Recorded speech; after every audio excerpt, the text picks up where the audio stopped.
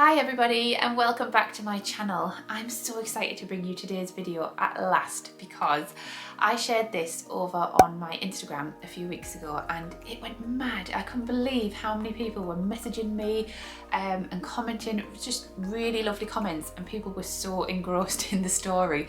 I was just sharing little bits every day and people were like, I can't wait to hear what happens next. And I just started it on a bit of a whim really and didn't realise how much interest people would have in it. So here I am today now making it into a YouTube video where I can talk about it in a lot more detail. So I'm going to be sharing our Australian adventure because 9 years ago today, seems like a long time, we moved to Perth in Australia, just the three of us.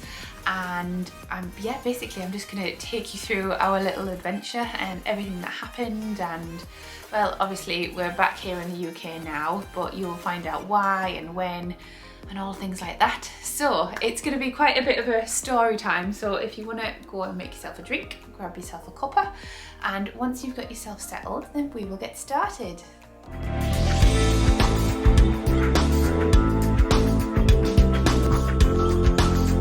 When I keep looking over to the side here, I am looking at all the photos on my laptop, which I will be sharing with you on the screen here. So that's why I keep looking over that way.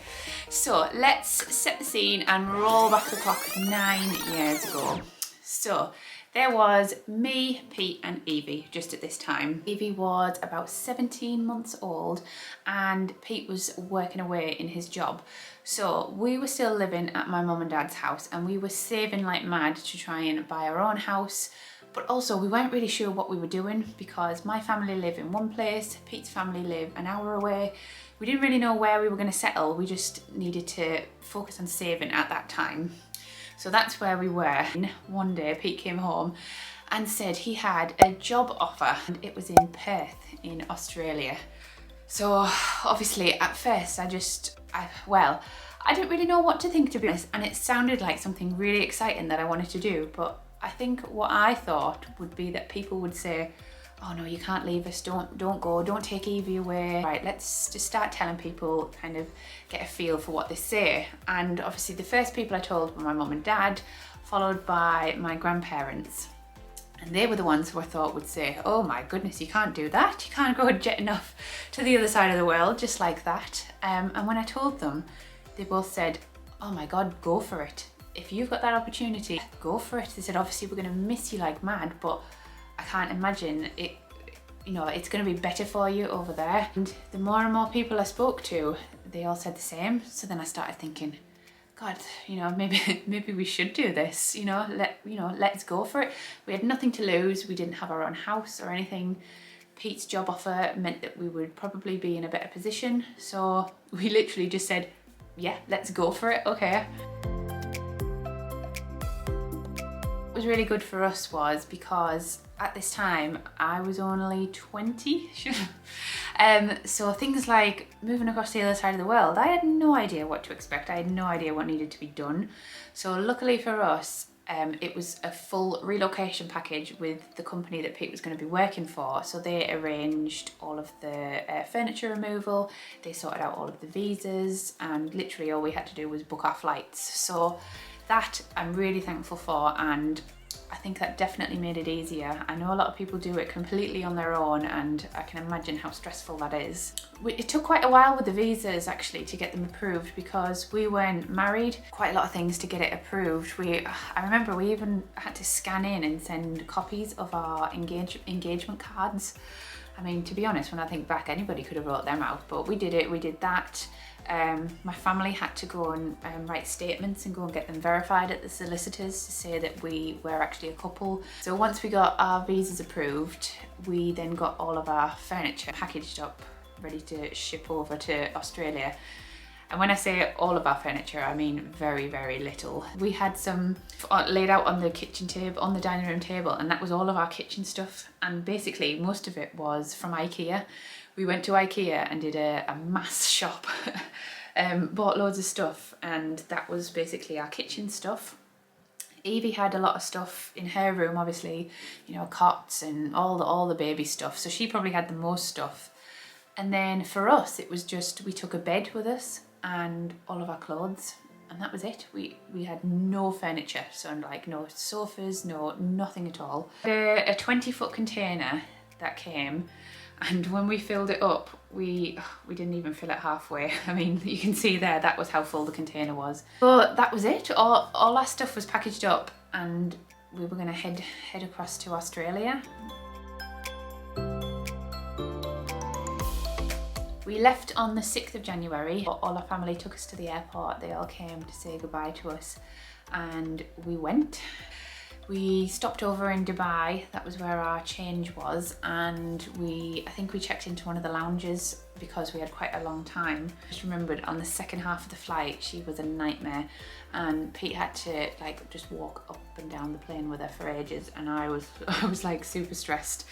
So the second part of the flight was difficult. We finally landed in Australia and we got a taxi, got all of our bags, and the taxi took us to our apartment. So the company had arranged for us to stay in an apartment for, I think we got 4 weeks there, and that was our time basically to find somewhere to live. We stayed in this lovely apartment. We were up on the top floor. It was right in the middle of Joondalup, so we could access everything easily. We could walk to the shopping centre. So we're all settled in the apartment. When we get there, we literally just dump all our bags and head straight to bed. We were supposed to put a travel cot in the room for Evie, but they hadn't got one yet. So we just went in I went in the spare room with Evie. I pulled the mattress onto the floor and just slept with Evie on the floor for that night because we didn't have a cot. So the jet lag was so awful going that way across to Australia. I was just wiped, and so much so that Pete had actually got up, but he didn't feel very well, and he ended up going and he checked himself into the hospital where they put him on a drip and pulled him round and said that he was just severely dehydrated, and he caught a bit of just something on the plane or whatever. Yeah. So he did all of this the whole time. Me and Evie were just crashed in the apartment asleep with no idea. He turned back up, got back to the apartment, and we just kind of woke up, and I was like, where have you been? He told me the whole story. He's like, I've checked myself into the hospital, I've been on a drip, and I'm like, oh my God, there's me and Evie, we've just been asleep. We had no idea. I keep changing position because I knew this would happen. I keep, the parcel man keeps coming out, I keep getting up and going in the door. I knew this would happen if I'm like filming over a long time.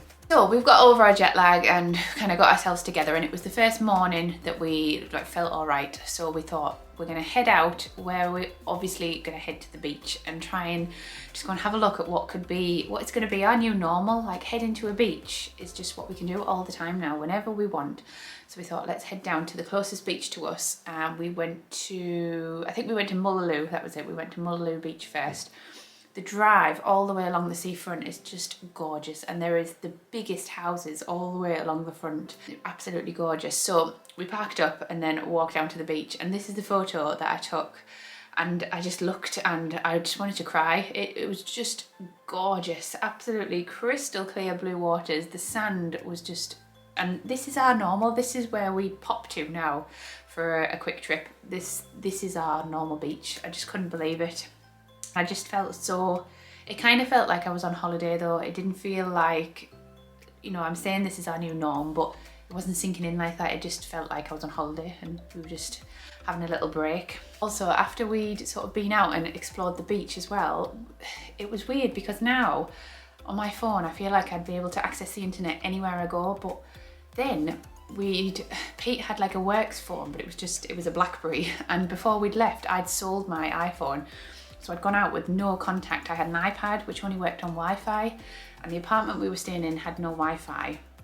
And it wasn't really something we thought of till we got there, and then we were like, oh God, how are we going to contact anybody at all? Like, we had no means of contact. We ended up going to McDonald's because they had free Wi-Fi. And we ended up sitting in McDonald's, FaceTiming all our family, trying to like catch up and, you know, tell them that we were okay, we'd made it, because we just had no other way of calling them. So after we'd had our fun day out on the beach and kind of just looking around at the scenery and what was around, then we had to start thinking about somewhere to live. So we started looking for houses to rent. So we decided we were going to rent because we'd only just moved there, we didn't know if we'd like it. So we thought we'll just rent, you know, and see what happens. Now Pete's friend, he lived over in Melbourne for a while, but he just recently moved over to Perth, and he was living in a suburb near Joondalup. So he gave us some recommendations of sort of nice little suburbs, places a bit near him, and that's the reason we went where we were, because we literally had no idea. We just, you know, we had someone who lived nearby, so we thought, well, we'll go there. And we went to look at quite a lot of houses, and I was really surprised because it's different to here in England. If you want to go and see a house, you normally organise to go for a viewing, and it's normally just you, because, you know, it doesn't get that busy. But over there they have like open houses, so the listing will be on the website that you're looking at, and then there'll be a date and a time that you have to go and view the house at that time. So we did that, and the first one we went to, I couldn't believe how many people were there. It was just crammed with people, and I thought, oh my god, are all these people trying to get this house? So we had a look around, loved it. The first one we saw, we absolutely loved. It had everything. It had a pool as well, which I wasn't even expecting, but it was within the budget, like dream house. We spoke to the agent, and she just literally gives you a bit of paper. You have to fill in the form, hand it back, and just hope for the best. Did that, and obviously we didn't get that house, and I was really, really gutted. And all the other houses we looked at, none of them had pools, which was fine because I wasn't even expecting a pool, but because I'd seen that house, every house after it seemed like, oh, it hasn't got a pool. But anyway, we had a look at loads of other houses. Some were a bit naff, some weren't great. And we applied for a couple more, didn't get those ones. And I remember speaking to the agent, and she said you can add like a little note somewhere of like basically like a little sub story. We've just moved here, we've got, you know, we don't really know the area, we're trying to find a house, there's just the three of us, we've got a little baby, and see if that works on one house. And that had actually worked, but also it had worked on this other house that we looked at, which we really, really liked. So we ended up going with this house, massive corner plot. And I mean, the houses out there are so much bigger than the types of houses we have back here. Well, you know, normal types of houses. It's got 4 bedrooms, which already was a big tick. It had a massive open kitchen, living, dining room, which is what most of them are, to be honest, but also has a separate theatre room, as they call it. It's like another little living room. It has a laundry room, which excites me massively, and all of the laundry rooms were sort of on the side, and they all had their own separate door which went out into a different bit of the garden where there would be like a washing line. So it was like my own little bit to hang out the washing, and silly things like that really excited me. So yeah, we had a laundry room, 4 bedrooms. The master bedroom was en suite, which again was something we didn't have. There was a toy room, we didn't have that. It had an office. It literally had everything, and they'd accepted it. So we were just so happy, and it was just in time because we'd had a call to say that our things would be arriving from the UK. It kind of felt like it was meant to be on the day that all our stuff was due to arrive from the UK. So it all turned up, and it had all been taken out of the container and put into these big massive crates. It was like, it reminded me something of like Jurassic Park, where there'd be humongous dinosaurs inside this box. But the other end, the guys packed it all up for us. They had to pack it because they could sign off and say what was inside the boxes, so we weren't allowed to do it, which was kind of good really. Because the same at this end, they were really, really good as well. They didn't unpack the boxes, but they took everything out, put it in the rooms, and they put all the beds together and everything for us. Well, one bed and a cot, and put everything together that we had, and then we were just left with all the boxes. So the actual house itself, this was the kitchen area, which just the kitchen itself was bigger than what we had at home, and I just loved how open plan it was. There, you know, you could have the dining room, the sitting room, it was all part of the kitchen, and this was going to be sort of the main hub of the home. Now obviously here we've got furniture, and this is after we'd been shopping. Actually go shopping and order the stuff before our stuff came from the UK, so it wasn't too long after we moved in that we got a couch and a dining room table. The garden was gorgeous. It was just the right size, enough little grass area for Evie to play on. It had this beautiful barley hut. It kind of swept around the corner, but because it was around the corner, nobody really went around there. And there was a gate down the side there that you could get onto the drive. We also bought our first car while we were over there. We went out looking at cars and ended up going for a Holden, which is like it's like the Australian Vauxhall. So we ended up getting this car, and the closest car I can think of that it's to, there's a car called a Vauxhall Antara, I think it is. So it's very, very similar to that. So it was a brand new car as well. We weren't expecting to get a brand new car, but when we looked at the price differences between the used ones, there wasn't much. So anyway, we ended up getting this car. So we went into the showroom the day to pick it up, and with it being a brand new car, we hadn't seen the number plate on it or anything. So went in to get it and it was all in the showroom ready to pick up. And then I took one look at the number plate and it said 1 dumb. I thought, oh my God, of all the number plates, it says 1 dumb, and I've never forgotten it, and all of our family have never forgotten it either, because they thought it was hilarious that my car was called 1 dumb. Just over a week after we moved out there, it was my 21st birthday. Sounds so crazy saying that, 21. I was only 21 at that time. So I spent my 21st birthday. We went to, straight across the road from the apartments, there was this little cafe called Culture Cafe. So we went over there just because it was easy, but that little cafe ended up being one of our favourites. They did absolutely gorgeous Asian food and it was really, really nice. While we were sat there on my birthday, talking to a couple on the table next to us, and they told us about this place we could go where there's loads of kangaroos. They're just kind of there and you can just go drive around and have a look at them.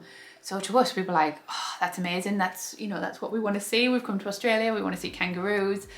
So the next day we went to a place where the kangaroos were, and it was amazing because I've never seen a kangaroo before. But there they were just hopping around and just there basically. It was so weird. Obviously we didn't go near them or anything because they're just in the wild, but that was, like I say, the closest I've ever been to a kangaroo. And straight away I was taking loads of pictures and sending them home, and everyone was like, oh my God, you're in Australia, you've seen kangaroos. So we kind of just started getting settled in. Pete started his job. At first I didn't really do a great deal because I didn't know very much. I just had Evie, just kind of, most of the time I was spending sort of unpacking the house, getting things just to normal. I was going out, getting a bit of shopping here and there. And then one weekend, some of Pete's friends who he used to work with, they were actually in Australia visiting his sister who lives in Australia. So he'd seen that Pete, kind of like checked in on Facebook and said, oh, we're actually over here visiting my sister. He said, oh, she's having a barbecue. He's got a little girl, come down. So we were like, all right, yeah, we'll go down. There was loads of people there and we ended up having a really good time and chatting to them. Their little girl was just a few months younger than Evie, so it was perfect.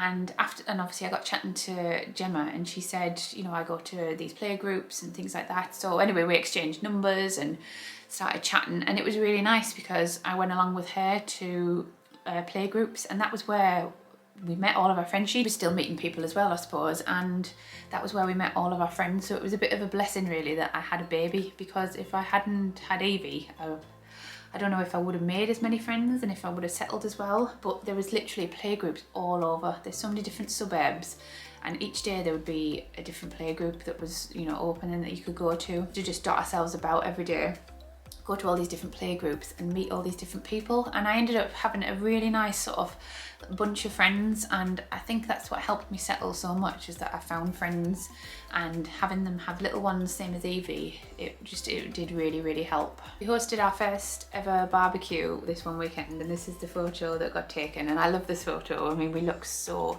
young, but we had a massive barbecue. I know a lot of people always think, when they think of Australia, they think of spiders and bugs and snakes, and to be honest, I didn't really think of that. I did think of the spiders because I'm not a big fan of spiders, but when we got there, one of the first places we went for a walk, we saw this sign that says snake risk area. I'm like, oh my God, I've never seen anything like that before, thinking I was instantly going to see a snake, but I didn't. In the whole time I was there, I never saw a snake.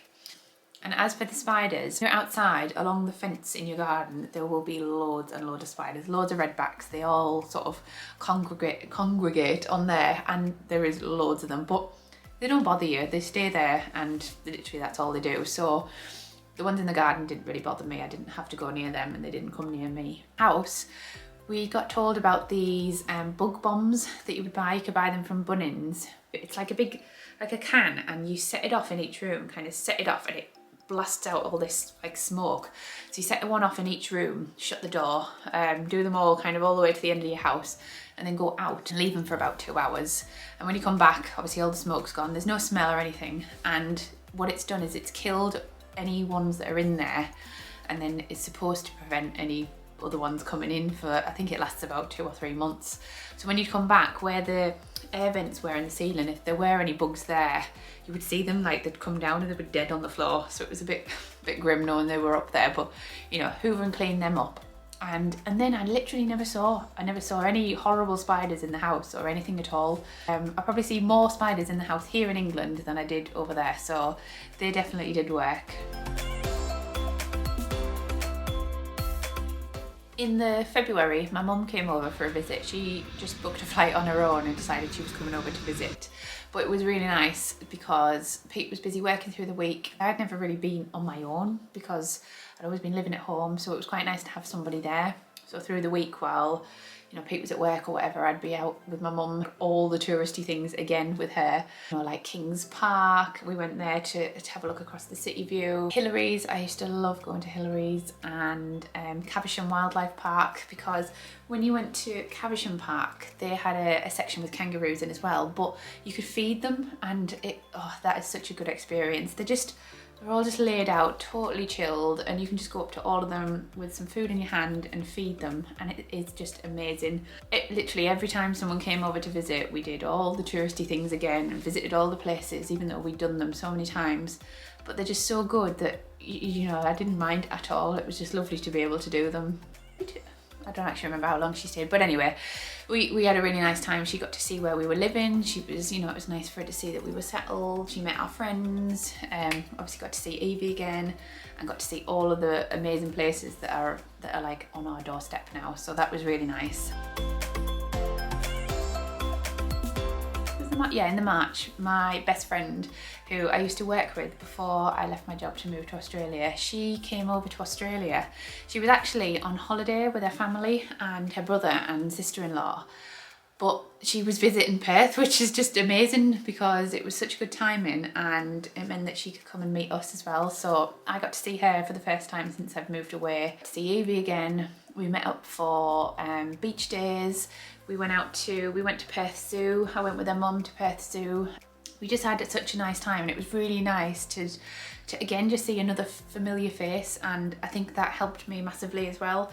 I wasn't feeling homesick or anything, but I think all these things just helped secure me and make me think, yeah, I'm happy here, I've done the right thing, you know, getting to see my mum, getting to see Laura, so it was really nice. But like everything over there, the parks are everything's just 10 times better than here. And I mean, I don't know whether it's just because it's bigger and it's sunnier. Well, it is bigger and it is sunnier, and that makes you think differently, but everything just seems better. We kind of got an Australian bug, and like everything that we saw amazed us, and we thought, oh God, we won't get that at home.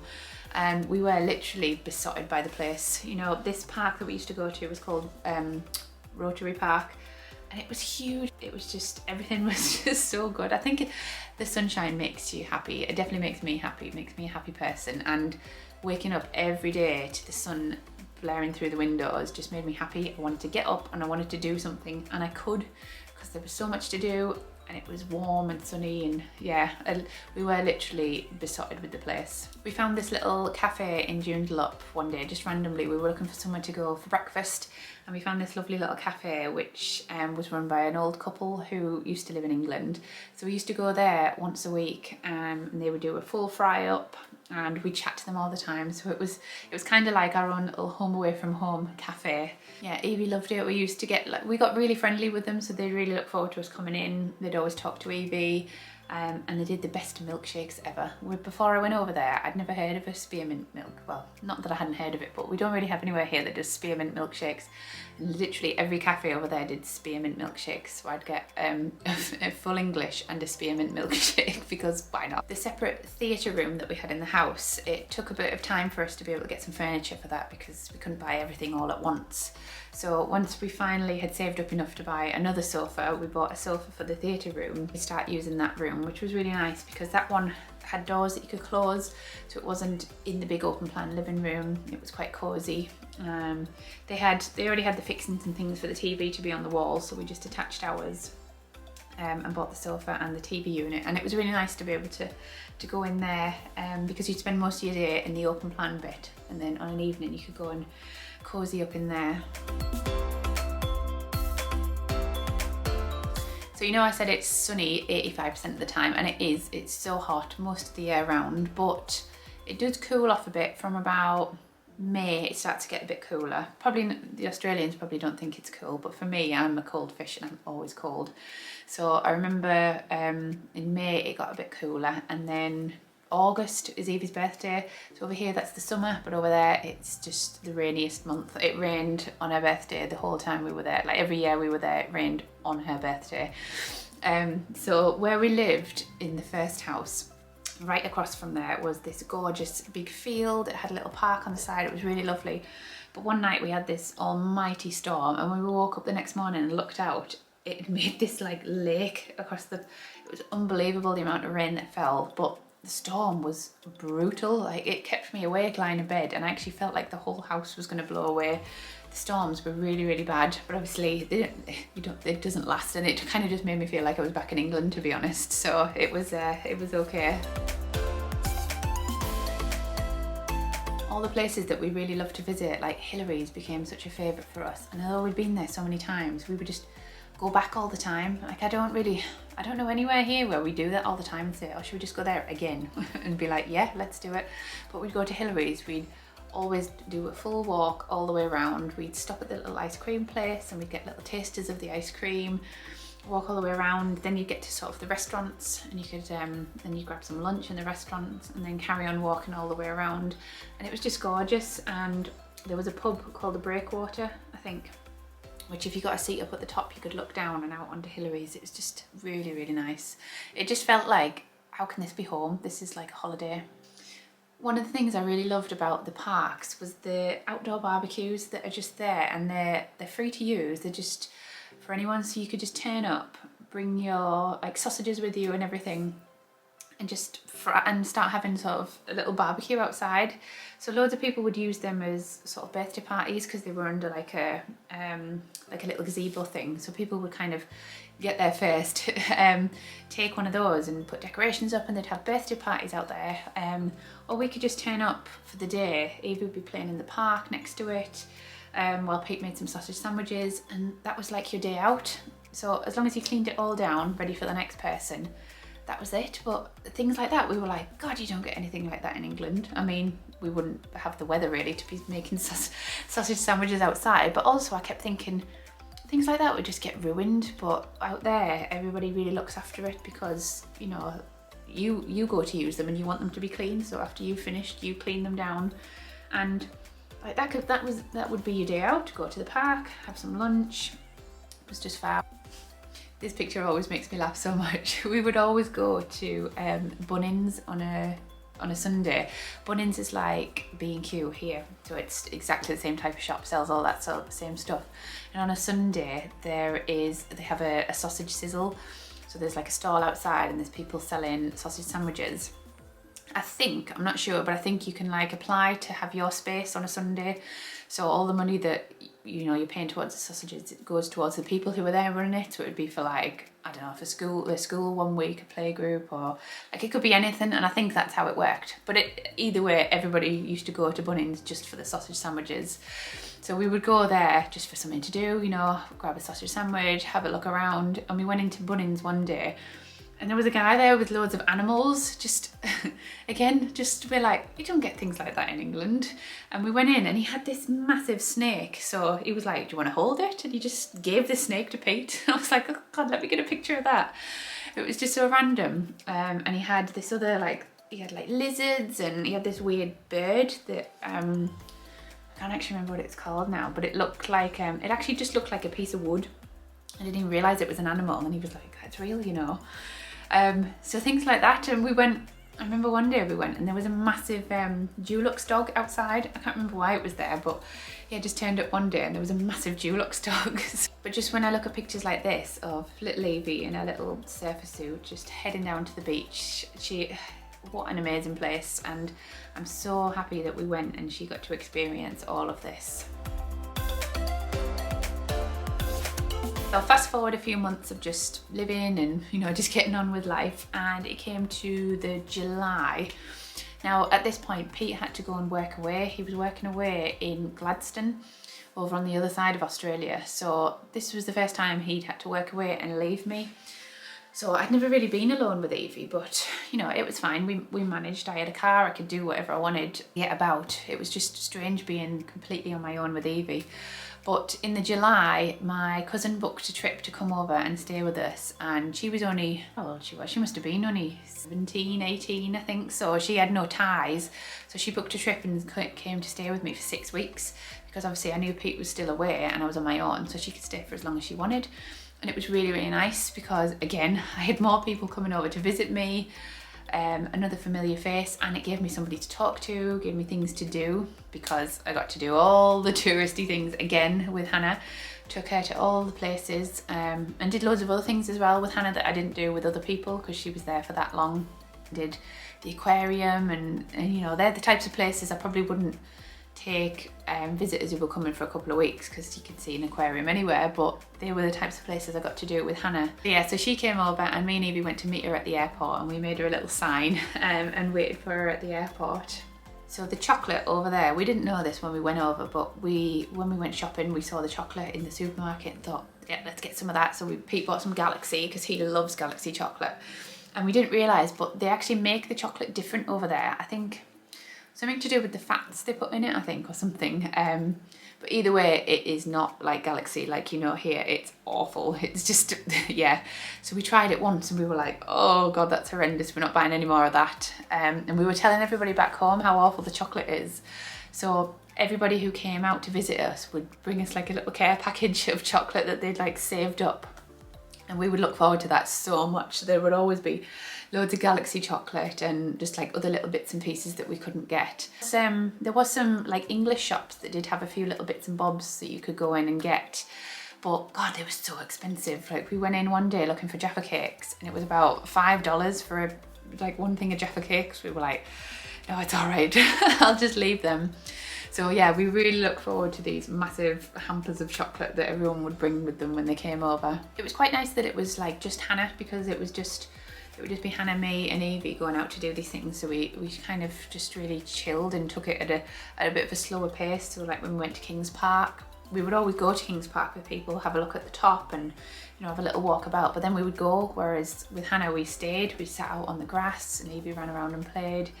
And it was really nice. Obviously we took Hannah to Caversham Wildlife Park. I would go there every week if I could, because it's just brilliant. The animals that are there, and you can hold and touch so many different animals. So we obviously took her there so that she could see the kangaroos, show her how we could feed them. Look at Evie in the buggy. I took Hannah to see the sunsets on the beach, which is something that I hadn't even done before myself. I hadn't been to the beach at sunset time, so that was really nice. So while Hannah was here, it was Evie's second birthday, and this is the only birthday that Pete's ever missed, which is really sad, but he was still working over in Gladstone, so luckily Hannah was there as well, and Evie had her second birthday. It was raining all day long, so I'd planned maybe to get one of those claim little outdoor barbecue and do something like that, but it was shucking it down on her birthday, so I just did a little party at home for her. We invited 3 of our little friends round. All the time I've been talking about this, I've been all happy and telling you all the positive things about it, and everything was amazing, but there was just one little thing that kind of one little thing that wasn't so good.